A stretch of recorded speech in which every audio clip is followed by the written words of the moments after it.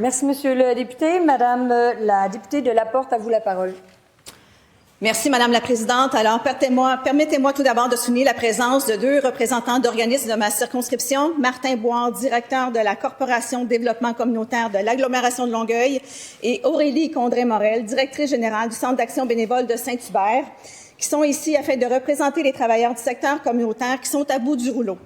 Les organismes communautaires sont le filet social du Québec. Grâce à eux, le Québec peut offrir des services de première ligne aux personnes les plus vulnérables, mais également aux personnes qui n'arrivent plus à rejoindre les deux bouts. Aujourd'hui, je demande au gouvernement de mieux soutenir la mission des organismes communautaires qui doivent malheureusement refuser de nombreuses demandes d'aide urgentes chaque année, faute de moyens. Un meilleur financement dès le prochain budget permettrait également d'offrir de meilleurs salaires et conditions aux employés, souvent des femmes, qu'elles méritent d'être reconnues à leur juste valeur. Enfin, rappelons qu'une prise en charge en première ligne par nos organismes, c'est un investissement et non une dépense pour l'État.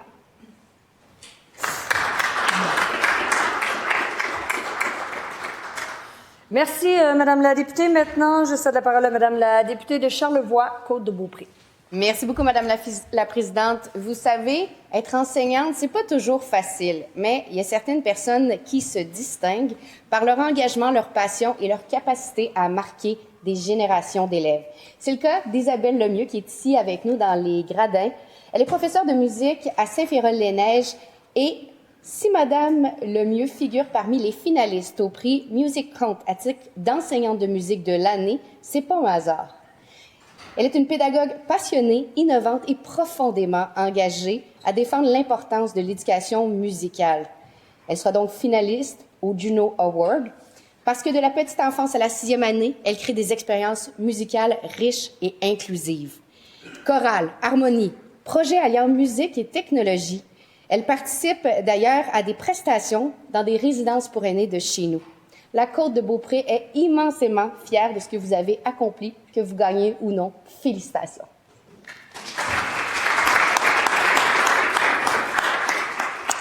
Merci, Madame la députée. Maintenant, je cède la parole à Madame la députée de Hull.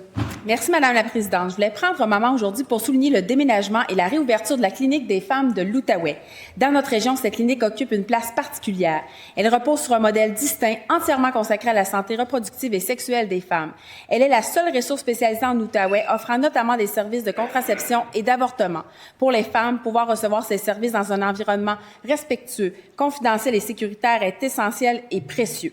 Cette relocalisation a demandé du travail, de la rigueur et beaucoup d'engagement. J'ai eu l'occasion de suivre cette démarche et d'appuyer les efforts déployés, mais ce sont avant tout la détermination de l'équipe et la mobilisation des partenaires de la communauté qui ont permis d'en arriver à ce résultat. La clinique peut désormais poursuivre sa mission dans un espace mieux adapté à ses besoins et à ceux des femmes qu'elle accompagne. Je tiens à remercier chaleureusement Madame Patricia Larue, directrice générale, ainsi que les membres du conseil d'administration, le personnel et les bénévoles pour leur engagement dans ce grand projet. Ce déménagement marque une nouvelle étape pour la clinique et pour les femmes de notre région. Merci.